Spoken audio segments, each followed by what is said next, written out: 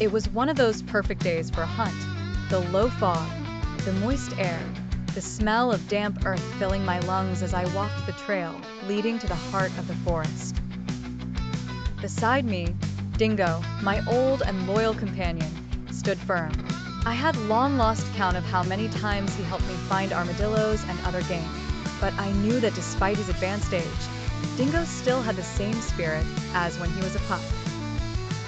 My journey began years ago when I realized that I truly loved life in the forest, the silence, and the peace it brought. Over time, I learned to read every sound, every sign left by the animals, and Dingo was my partner in that learning. He always had a unique way of sniffing, kind of as if he were playing, but I knew it was pure strategy.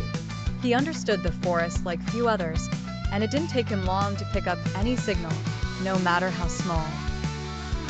That day at dawn, I received a message from Joao, a friend and fellow hunter. He had adopted a new dog, but the animal only wanted to chase lizards. Joao was frustrated, and I understood his distress, as I had been through something similar at the beginning. I replied with a smile. "Calm down, Joao. New dogs are like that. The instinct is there, but it still needs to mature." While Dingo and I continued our way, I got lost in thought. I remembered when he was also new, and I worried about his every reaction. I thought he would never be a great hunter until one day, during an armadillo hunt, Dingo surprised me. He stopped in front of a burrow, his tail stiff and eyes alert. I knew something was about to happen there. Since then, Dingo and I became inseparable, and he proved to be a true master in the art of hunting. Suddenly, we were interrupted by a noise to our right. I stopped, heart racing. Dingo immediately assumed an alert posture and began to sniff. I crouched down and watched, trying to identify what he had picked up.